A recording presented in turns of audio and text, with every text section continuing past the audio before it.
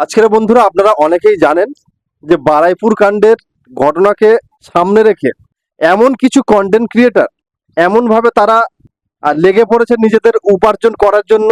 তারা কিন্তু আসলে তারা সহানুভূতি কিছু দেখাচ্ছে না, রাজনৈতিকভাবে এবং একটা ধর্মীয় অনুভূতির মাধ্যমে সমাজকে যাতে তাতিয়ে দেওয়া যায় সেই কাজটা কিছু কিছু কন্টেন্ট ক্রিয়েটার করছে। আসলে তারা কারা? তারা কি আদৌ এই নির্যাতিতার পরিবার বা নির্যাতিতার ঘটনাকে নিয়ে কোনো রকম শোক প্রকাশের মাধ্যমে তারা ভিডিওগুলো করছে, নাকি এই ঘটনাকে কেন্দ্র করে শুধু অন্যের সমালোচনা করে যাচ্ছে? কে কি করলো, কে কি করলো না, কোন ধর্মের মানুষ কি করতে পারতো, কোন ধর্মের মানুষ কি করলো, এই সমস্ত জায়গায় তারা পড়ে আছে। কোন রাজনৈতিক দল কি করতে পারতো, কি করেছিল, কেন করেছে বা কেন করেনি, এমন এমন প্রশ্ন কিন্তু তারা রাখছে। তো আসলে তাদের উদ্দেশ্যটা কিন্তু এই ঘটনার সম্পর্কে কিছুই নেই। তারা প্রত্যেকটা মিনিটে মিনিটে ছোট ছোট ভিডিও ছেড়ে দিচ্ছে। এই যে বারুইপুরের ঘটনাটা নিয়ে চর্চিত, তাই এটার উপরে যে কোনো প্রকার কথা বললে আপনার ভিডিও ভাইরাল যাবে, সেখান থেকে উপার্জন আসবে। আসলে তাদের উদ্দেশ্য এটাই।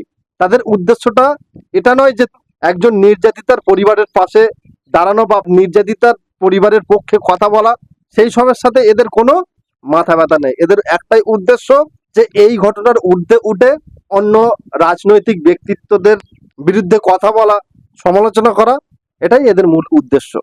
তাই বলবো বন্ধুরা, এই সমস্ত ব্যক্তিদের থেকে একটু দূরে থাকবেন।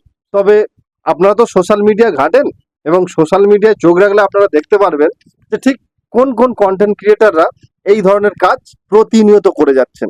তাদের থেকে আপনারা একটু বিরত থাকুন, এটুকু আমার অনুরোধ আপনাদের প্রতি। কারণ আপনারা জানেন যে ঘটনাটা ঘটেছে সেটা কখনোই একটা উপার্জনের মাধ্যম হতে পারে না। যারা এই ধরনের একটা প্রচেষ্টা চালিয়ে যাচ্ছে, মানে এই ধরনের উপার্জনের একটা প্রচেষ্টা চালিয়ে যাচ্ছে, তারা কোনো সভ্য সমাজের মানুষ হতে পারে না। হ্যাঁ, আপনারা আবার অনেকে প্রশ্ন করতে পারেন, তাহলে আমি এই যে কথাগুলো বলছি, তাহলে আমার কি কোনো স্বার্থ এখানে আছে? তো বন্ধু, আমি তাদেরকে বলতে চাই, আমি একজন বাবা, আমারও একটা মেয়ে আছে। অতএব আমি যে কথাগুলো বলছি, আমার এই কথা বলার মধ্যেও দায়বদ্ধতা রয়েছে।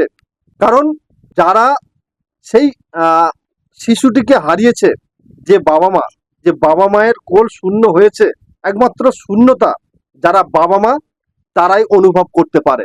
অর্থাৎ আজকের যে ঘটনাটা ঘটেছে, কালকের যে আমার সাথে ঘটবে না, পরশু যে আপনার সাথে ঘটনাটা ঘটবে না, এর কোনো নিশ্চয়তা নেই। তাই জন্য বলবো বন্ধু, এই বিষয়টা যারা এই যে ব্যবসা করে যাচ্ছে তাদের একটু এড়িয়ে চলুন, এবং প্রয়োজনে যারা এই এই সমস্ত ঘটনাকে নিয়ে একটা বিশৃঙ্খলা, একটা উত্তেজনা সৃষ্টি করার চেষ্টা করছে, তাদের বিরুদ্ধে আপনারা একটু রুখে দাঁড়াবেন। এবং আপনারা অবশ্যই নিজের সন্তানদেরকে আগলে রাখুন।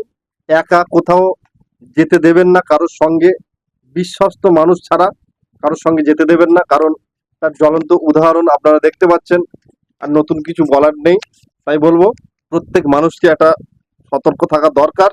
অন্ততপক্ষে এই ঘটনার পর থেকে আমরা বিগত দিনে যা দেখেছি এবং বর্তমান সময়ে যেটা দেখছি, সব দিক নজর রেখে আমাদের কিন্তু আরো সচেতন হতে হবে। আর আপনারা ঠিক এই বিষয়ে কি মনে করেন, অবশ্যই আপনাদের গুরুত্বপূর্ণ মতামত ভিডিওর কমেন্ট বক্সে জানাতে ভুলবেন না। ধন্যবাদ।